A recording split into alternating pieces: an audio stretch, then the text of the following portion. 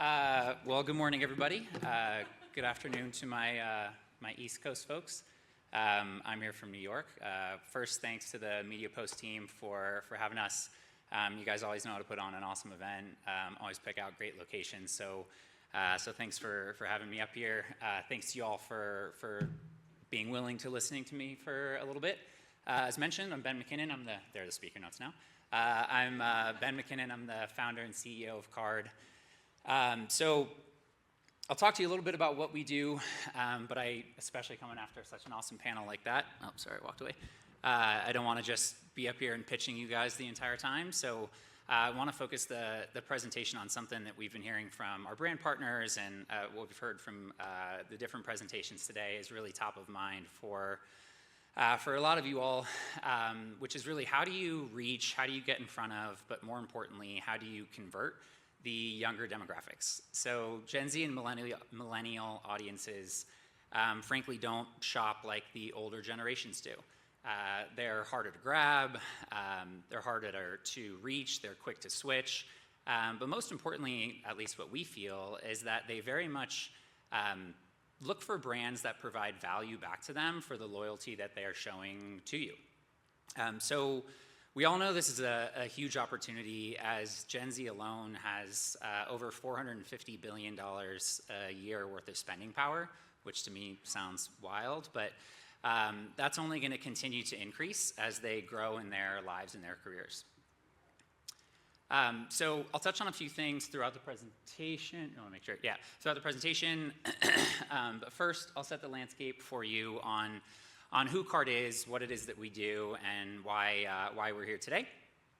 Second, we'll touch on some of the data that we see based on the over $100 billion a year that we see in spend volume flowing through our platform, and hopefully why that can be relevant to you all. And then third, some of the strategies that we see the brands that we work with today utilize in order to drive incremental sales, but specifically from these younger demographics, these younger generations. So a little on Card. We're building a rewards infrastructure and demand platform where we're connecting some of today's top merchants and brands with tens of millions of consumers through our network.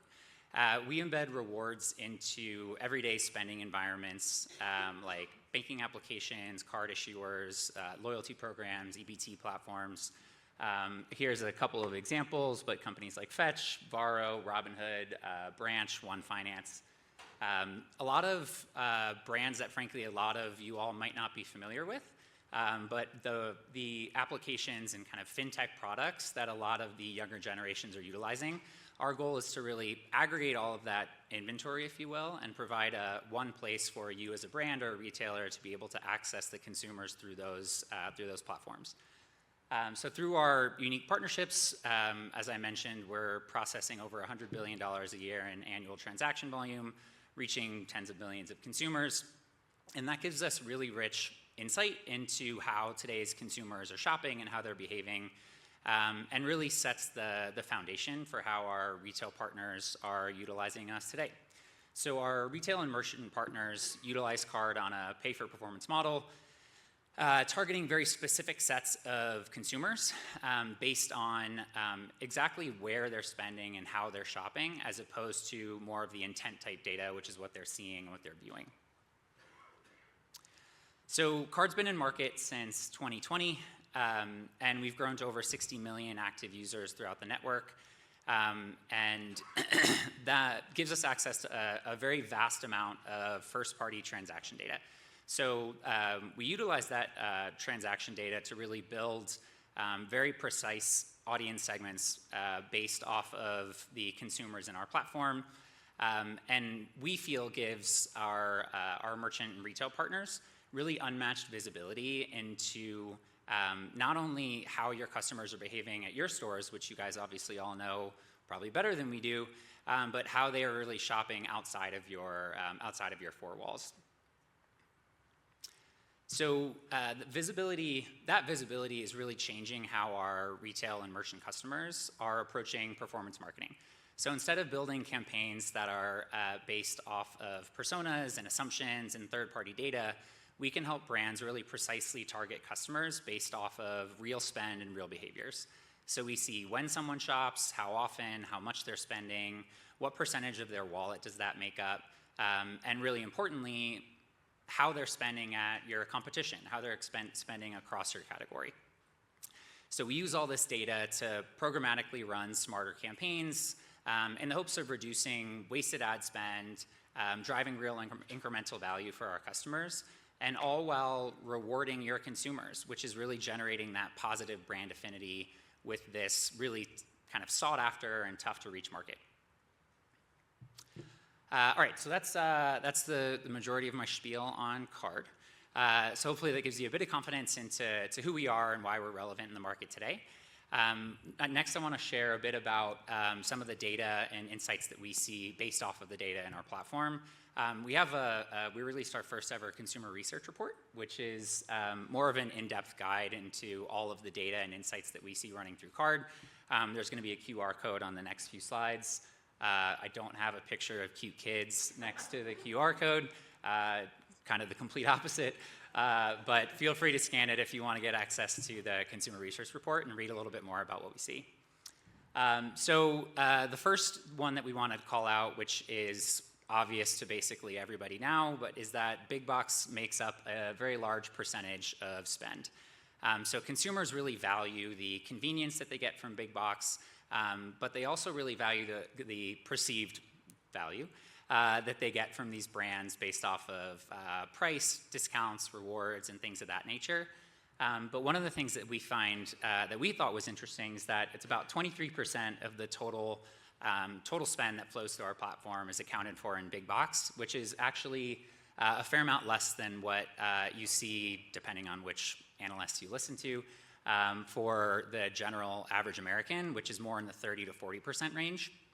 And a lot of the reason behind that is because our demographic, our market is this younger, savvier shopper, which is more willing to shop with brands that they feel really value their business.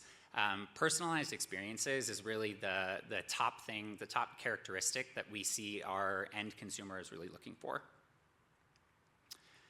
Second call out I wanted to make was on the actual purchase value. So we see that there are a lot of categories that drive above average spend. So as you can see, sporting goods stores, travel, obviously, department stores, these increased spend volumes really drive higher ROI for our merchants, and even offering a 5 to 10% cashback reward for a first purchase, kind of giving a consumer that extra nugget that they need, that nudge they need in order to actually convert and make a purchase, is still able to result in really high incremental value for our customers. Lastly, and this is one that was quite interesting to me when we really did this in-depth report, is the really strong spend that we see throughout Q1. So Q4 holiday rush obviously is incredibly important and one that we all know we need to invest in order to stay relevant and competitive in today's market. But specifically among the Gen Z and Millennial consumer, we see that Q1 is really taken over as where they spend more money relative to Q4. So especially in categories like beauty, fashion and apparel, things of that nature, New Year's resolutions really shows up in our data. But we feel that this is a great time for retailers to be able to rethink how you're planning out your advertising campaigns throughout the year. Whereas you go into Q4 and investing to grow your businesses, make sure you don't kind of take your foot off the gas in Q1, as the majority of marketers do, because it's a big opportunity to grow specifically among the Gen Z market. So now I'll touch on some of the strategies that our retail brands are using to really keep up and stay ahead of the market, utilizing our platform. So first and foremost, obviously, is leveraging first-party data. It's able to take the guesswork out of media. And as marketers, we really need to make sure that we're ensuring that we're targeting the right consumer at the right time with the right media and the right offers.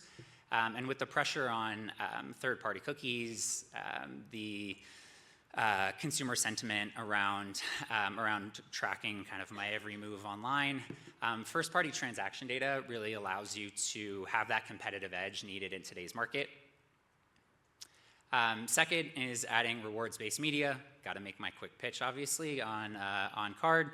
But the younger, savvier consumers, as I mentioned earlier, are super focused on the brands that are adding value back to them for the loyalty that they're showing. They're not just focused on high quality. Obviously, that kind of, if you don't have a quite high quality in your product, then all else doesn't really matter. But they're really focused in seeking out the brands that are looking to provide value back to them as well. A lot of the Gen Z millennial consumer really doesn't pay attention to and actually shies away from traditional forms of advertising. And so cashback and rewards have the opportunity to really engage those consumers. Third is to ensure you're tackling channels that can embrace both online and in-store spend. So online obviously is continuing to grow very massively, but consumers still very much value that in-store, in-person interaction. And utilizing marketing initiatives that can drive both online and in-store spend, but really importantly can actually track and report on those engagements, helps make sure you're meeting the customer where they are and how they like to transact. Last is aiming to reduce wasted ad spend. So marketing budgets, as we all know, especially in environments like we're in today with uncertain economic times, are really under a lot of pressure. And so, many forms of advertising with like poor targeting and bots and fraud can be difficult. And so utilizing performance channels that are based on actual spend and actual transactions are a great way to ensure that you're really only paying for something that you're 100% receiving value back in. So I've got 20 seconds left. So with the last few minutes here, I just wanted to share a couple of examples of kind of success stories of brands that have worked with card. So first was with a top work apparel brand. They wanted to launch with card in order to really focus on driving, growing in the Gen Z market. And so through a really highly targeted campaign, we're able to increase their market share from about 14% to almost double that to 27% of the market compared to their competition. And this is the type of thing that we can do for our retail and merchant partners, which is not only show you the success of your campaign and how you're growing sales, but how that compares to the rest of your market and your category. And I think really emphasized and pronounced in this last one with an American shoe brand, or casual shoe brand, which almost tripled their market share in just a 3-month campaign running on card. So all in all, my goal today really was to, number one, let you all know, if you weren't familiar, what card is, who we are, and what it is that we do. Share a little bit about the data that we have access to, and hopefully why that is relevant for you and how you can utilize it to continue to grow your businesses. Thanks again for the time to listen to me. One more plug on the QR code for the Consumer Research Report. Feel free to download that. Thanks for the time. I'm here today, as well as a couple folks on our team. Would love to chat with anyone who's interested in learning more. Thanks so much.